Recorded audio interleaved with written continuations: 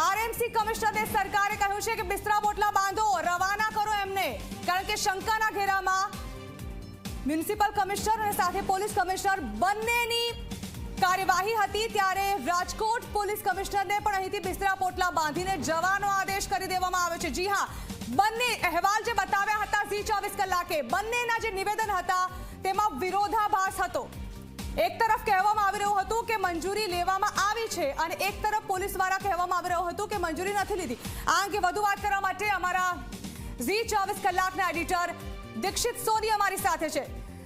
દીક્ષિતજી, ધારદાર અહેવાલ અને ફરી એકવાર ઝી 24 કલાકના ધારદાર અહેવાલની અસર જોવા મળી છે। બંને કમિશનરની તાત્કાલિક બદલી। બિલકુલ ઝરણા, જે અત્યારે માહિતી મળી રહી છે સૂત્રો તરફથી તે મુજબ રાજકોટના પોલીસ કમિશનર અને રાજકોટ મહાનગરપાલિકાના કમિશનરની બંનેની બદલી કરવાના આદેશો આપી દેવામાં આવ્યા છે। થોડીક જ મિનિટોમાં ઓફિશિયલ ઓર્ડર પણ એમને ઇસ્યુ કરી દેવામાં આવશે અને આ બંને અધિકારીઓની બદલી ક્યાં આગળ કરવામાં આવી છે હજુ સુધી એની કોઈ સ્પષ્ટતા કરવામાં નથી આવી, પરંતુ એમને વેઇટિંગ ફોર ધ ઓર્ડર્સ મૂકવામાં આવશે। કારણ કે જે રીતની પરિસ્થિતિ સર્જાઈ હતી અને જે રીતે તપાસ આગળ વધી રહી હતી, એસઆઈટીની તપાસ ઝરણા જે આગળ વધી રહી હતી અને એમાં જે બેદરકારી, ગંભીર બેદરકારી સામે આવી હતી અને એ ગંભીર બેદરકારીના અંતે આ પગલાં લેવાયા છે એવું જાણવા મળી રહ્યું છે। હજુ પણ મોટા અધિકારીઓ વિરુદ્ધ કાર્યવાહી થઈ શકે છે, પરંતુ સવારે જે મેસેજ મળ્યા હતા અને સવારે જે પ્રમાણે આપણને સમાચાર મળ્યા હતા એ પ્રમાણે નાના અધિકારીઓ ઉપર કાર્યવાહી કરવામાં આવી હતી, પરંતુ હવે બે કમિશનર એટલે કે મ્યુનિસિપલ કમિશનર અને પોલીસ કમિશનર બંનેની બદલી કરવાના આદેશો આપી દેવામાં આવ્યા છે। એક મોટી ખબર અને ખાસ કરીને રાજ્ય સરકાર હવે કડક વલણ અપનાવી રહી છે એ સ્પષ્ટ દેખાઈ રહ્યું છે। ઝરણા, બિલકુલ દીક્ષિતજી, શંકાના ઘેરામાં તો આ તમામ કામગીરી બંને કમિશનર્સની હતી, કારણ કે બંનેના સ્ટેટમેન્ટ પહેલેથી શરૂઆતથી જ્યારે ઘટના મળી ત્યારથી અલગ અલગ આવ્યા હતા। ક્યારેક આમનો વાંક કાઢવામાં આવ્યો, ક્યારેક પેલામનો વાંક કાઢવામાં આવ્યો, એકબીજાને રીતસરની ખો આપવામાં આવી। બંનેના સ્ટેટમેન્ટ્સ બી એકબીજાથી તદ્દન અલગ હતા। એવું લાગી રહ્યું છે કે ઝી 24 કલાકે આ અહેવાલ બતાવ્યો તે પછી સરકારને ખ્યાલ આવ્યો છે, તે પછી ઉચ્ચ અધિકારીઓ સુધી આ વાત પહોંચી છે। જો આટલું સ્પષ્ટ પાણીની જેમ હોય તો આ પહેલાથી જ ખબર હોવી જોઈતી હતી। જ્યારે ઝી 24 કલાક અહેવાલ પ્રસારિત કરે અને જણાવવાની કોશિશ કરે દર્શકોને, ત્યારબાદ તો કદાચ અધિકારીઓને અને ઓફિસર્સને એ બાબતનો ખ્યાલ આવ્યો કે આ કંઈક ખોટું થઈ ગયું છે આપણાથી। ઝરણા, રાજ્ય સરકારે પણ આ મુદ્દે એસઆઈટીની રચના કરી છે અને રાજ્ય સરકાર તરફથી જે એસઆઈટી કામ કરી રહી છે એ સતત કાર્યરત છે। રાજકોટમાં આજે પણ સતત કાર્યશીલ રહી છે આ એસઆઈટી અને એના અંતે આ કાર્યવાહી કરવામાં આવી છે। એમના રિપોર્ટના, એના પ્રાઇમરી રિપોર્ટના અંતે આ કાર્યવાહી કરવામાં આવી છે। જ્યાં સુધી ઝી 24 કલાકના અહેવાલનો સવાલ છે, આ સમગ્ર મુદ્દામાં આપણે પહેલેથી જ દરેક મુદ્દાને આપણે સમય પ્રમાણે ઉપાડતા રહ્યા છે અને આજે જે સૌથી મોટી આજે આપણે વાત આપણા દર્શકો સુધી પહોંચાડી હતી અને એ વાત એ હતી કે ફાયર સેફટીની મંજૂરી આખરે આ ગેમ ઝોનને કોને આપી, કારણ કે એક સ્પષ્ટતા નહોતી થઈ રહી, કારણ કે એક બહુ મોટો વિવાદ હતો।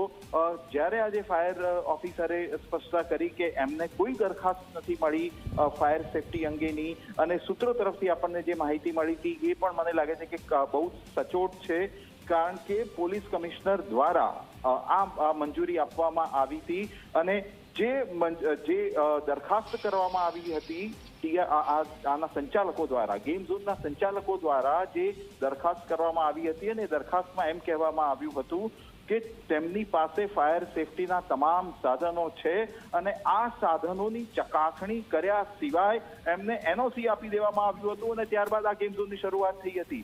એટલે કેટલી મોટી આખી દાળમાં કેટલું મોટું કાળું હતું એ આપ અંદાજો લગાવી શકો છો અને આ તમામ હકીકતો જાંચમાં સામે આવી છે અને ત્યારબાદ આ કાર્યવાહી થઈ છે। જોવાનું હવે એ રહેશે કે હજુ પણ કેટલા નવા તથ્યો સામે આવે છે, કારણ કે એસઆઈટીની તપાસ હજુ પણ ચાલુ છે। દીક્ષિતજી, અંતિમ સવાલ, જ્યારે પીઆઈની ટ્રાન્સફર કરી દેવામાં, તેમને સસ્પેન્ડ કરવામાં આવ્યા ત્યારે એવા આક્ષેપો થયા હતા અને ઝી 24 કલાકે પણ આ બાબતે સવાલ કર્યા હતા કે આ બધા અધિકારીઓને કે પછી નાના પ્યાદાઓને મારવાની કોશિશ કરવામાં આવી રહી છે અને ઉચ્ચ અધિકારીઓને બચાવવાની કોશિશ કરવામાં આવી રહી છે, પરંતુ શું એવું કહી શકાય કે માત્ર મોટા ઓફિસર્સને ટ્રાન્સફર કરવાથી અને અન્ય અધિકારીઓની નિમણૂક કરવાથી આ કેસમાં કોઈ પોઝિટિવ અસર થઈ શકે? અત્યાર સુધીના કેસીસમાં આપણે જોયું છે કે સરકાર તરફથી આ પ્રકારે કાર્યવાહી કરવામાં આવતી હોય છે. અધિકારીઓની સામે દંડાત્મક કાર્યવાહી એટલી જ જરૂરી છે, પરંતુ અત્યારે એમની જે રીતે ટ્રાન્સફર કરવામાં આવી એક દંડાત્મક કાર્યવાહી ચોક્કસ કહી શકાશે. પરંતુ સૌથી દુઃખની વાત એ છે ઝરણા કે આ પ્રકારની કાર્યવાહી હોય કે એસઆઈટીની રચના હોય કે તપાસ રિપોર્ટો સબમિટ થવાના હોય, આ તમામ સિલસિલો હંમેશા આ પ્રકારની મોટી ઘટના બાદ ચાલ્યા જ કરે છે, પરંતુ આ સિલસિલો રોકાતો નથી. સૌથી મહત્વની વસ્તુ એ છે, સૌથી મહત્વની વાત એ છે કે આ પ્રકારની ઘટનાઓ રોકાવી જોઈએ જેમાં નિર્દોષ લોકોના જીવ જાય છે, નિર્દોષ બાળકોના જીવ જાય છે. એ અંગે રાજ્ય સરકારે ગંભીર થઈને હવે વિચારવાની જરૂર છે અને ખાસ કરીને આ ગેમ ઝોન જે ડેથ ઝોન બને છે એના ઉપર પણ કડક કાર્યવાહી અને ખાસ કરીને એક એવું મિકેનિઝમ શરૂ કરવાની જરૂર છે કે સતત એની જાંચ પડતાલ થયા કરે. એક વખત મંજૂરી આપી દીધા પછી ત્યાં કોઈ ફરકતું નથી અને જે વ્યવહારો થવાના હોય થઈ જાય અને પછી આ પ્રકારની મોટી ઘટના થાય ત્યારે રાજ્ય સરકાર સફાળી જાગે અને આ પ્રકારની કાર્યવાહી કરે. જો આ સતત ચાલ્યા કરશે તો મને લાગે છે કે જે સિલસિલો મોતનો સિલસિલો છે એ આમ ને આમ ચાલ્યા કરશે. જી બિલકુલ દીક્ષિતજી, આભાર. તો ખૂબ જ મોટા એક્શન તો લઈ લેવાયા છે. મોટા અધિકારીઓને તાત્કાલિકપણે ટ્રાન્સફર કરી દેવામાં આવ્યા છે, પરંતુ હવે ખાલી આ ટ્રાન્સફર ઓર્ડરથી અને અન્ય અધિકારીઓની નિમણૂકથી ન્યાય મળશે પીડિતોને, પીડિતના પરિવારોને? તે એક મોટો સવાલ છે. વધુ વાત કરવા માટે રાજકોટથી સંવાદદાતા ગૌરવ દવે અમારી સાથે છે. ગૌરવ, ખૂબ જ મોટા પગલાં લેવામાં આવ્યા છે. જાણવા માંગીશું કે કયા કયા અધિકારીઓની બદલી થઈ અને કોની કોની નિમણૂક કરવામાં આવી છે? ચોક્કસ જ ઝરણા, જે રાજકોટની અંદર ટીઆરપી ગેમ ઝોનની અંદર અગ્નિકાંડ જે સર્જાયો અને અગ્નિકાંડની અંદર G24 કલાકે સવાલો છે તે ઊભા કર્યા હતા અને સ્પષ્ટ કહ્યું હતું કે જે પણ જવાબદાર વ્યક્તિઓ હોય, અધિકારીઓ હોય કે જેમના દ્વારા આ મંજૂરી છે તે આપવામાં આવી હતી તેમની સામે કડક પગલાં છે તે લેવામાં આવે. તે જ પ્રકારે રાજ્ય સરકાર છે તે પણ અત્યારે ક્યાંક મક્કમ છે તે જોવા મળી રહી છે, કારણ કે 28 જે જિંદગીઓ છે તે આ આગની અંદર હોમાઈ ચૂકી હતી અને તેને લઈને જ હવે ક્યાંક રાજ્ય સરકાર દ્વારા કડક પગલાઓ છે તે લેવામાં આવી રહ્યા છે. રાજકોટ પોલીસ કમિશનર રાજુ ભાર્ગવ છે કે તેમની પણ તાત્કાલિક અસરથી અહીંથી બદલી છે તે કરી દેવામાં આવી છે. જોઈન્ટ પોલીસ કમિશનર વિધિ ચૌધરી છે કે તેમને પણ બદલી છે તે કરી દેવામાં આવી છે. ડીસીપી ઝોન 2 સુધીર કુમાર દેસાઈ કે તેમની પણ તાત્કાલિક અસરથી બદલી કરવાના હુકમ ગૃહ વિભાગ દ્વારા આપી દેવામાં આવ્યા છે. હજુ સુધી આ જે ત્રણેય જે અધિકારીઓ છે કે તેમને ક્યાંય પણ પોસ્ટિંગ આપવામાં નથી આવી, એટલે કે ઓર્ડરની અંદર પણ લખવામાં આવ્યું છે કે વેઇટિંગ ફોર પોસ્ટિંગ. એટલું જ નહીં, સાથે સાથે રાજકોટ મ્યુનિસિપલ કમિશનરના જે મ્યુનિસિપલ કોર્પોરેશનના કમિશનર આનંદ પટેલ છે કે તેમની પણ બદલી તોળાઈ રહી છે. હજુ સુધી તેમનો ઓર્ડર છે તે આવ્યો નથી, પરંતુ તેમની પણ બદલી ચોક્કસથી થાય તેવી પૂરી શક્યતાઓ છે તે જોવા મળી રહી છે. અત્યાર સુધીમાં 6 જેટલા જે કર્મચારીઓ હતા તેની અંદર 2 પીઆઈ અને કોર્પોરેશનના અને આરએનબીના જે કર્મચારીઓ હતા કે તેમને પણ તાત્કાલિક અસરથી સસ્પેન્ડ છે તે કરી દેવામાં આવ્યા હતા. એક ચોક્કસથી સરકાર દ્વારા એક આદેશ કહી શકાય તે પ્રકારે, કારણ કે આ ઘટના એક ગંભીર ઘટના હતી. તમામ જગ્યાએ તે ઘટનાને વખોડવામાં આવતી હતી.